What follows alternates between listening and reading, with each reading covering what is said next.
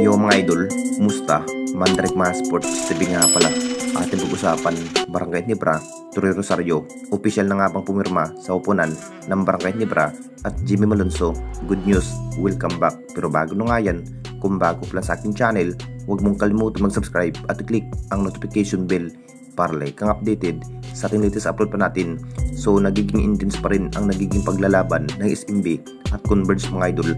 Masasabing posibleng ang kupunan ng Converge pa rin ang kanilang makakaharap dahil naging do or die na rin ang nagiging quarterfinals ng SMB at Converge. Kung matalo man ang kupunan ng SMB dito mga idol, talagang pasok na nga ang kupunan ng Converge sa semis at Barangay Ginebra naman ang kanilang makakaharap sa semis.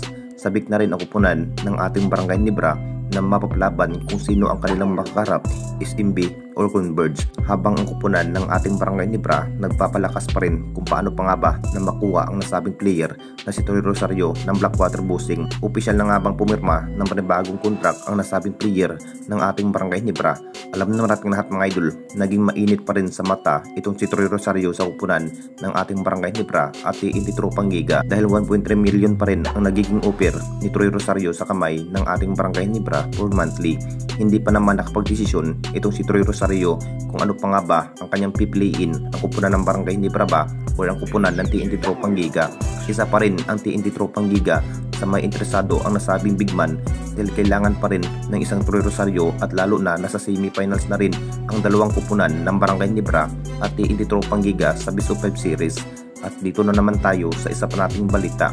Jimmy Malonzo, good news, welcome back sa Ginebra.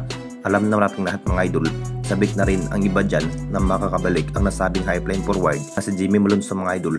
Mas kinakailangan pa rin ng ating Barangay Ginebra yung ganitong player at positibo, aggressive sa pagkikipaglaban. Malaking factor pa rin noong nawala itong si Jimmy Malonzo sa kamay ng ating Barangay Ginebra. Ito na rin ang kinahihintay ng lahat dahil sa naging hustle play ni Jimmy Malonzo sa bawat laban. Kung bakit nananghal pa rin ng best player of the game sa bawat laban, napaka-importanteng player pa rin itong si Jimmy Malonzo mga idol sa passing at forward tulad nga ni Japit Aguilar. Hindi muna nakapaglaro itong si Jimmy Malonzo dahil sa guto injury last conference sa Philippine Cup. Marami pa rin ang nagsasabi mga idol, makapaglaro na nga ba ang nasabing player na si Jimmy Malonzo para sa semis. Hindi na rin basta-basta ang makakaharap ng ating Barangay Ginebra dahil semifinals na nga ito at malapit na rin na makuha ang inahangad na another history ng Jinkings.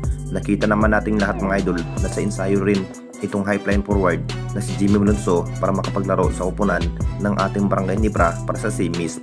Talagang solidong line up na naman ng Jinkings kapag makukonfirm na rin ito si Troy Rosario kung sa kupunan ng Barangay Ginebra na nga ba ang kanyang mapupuntahan.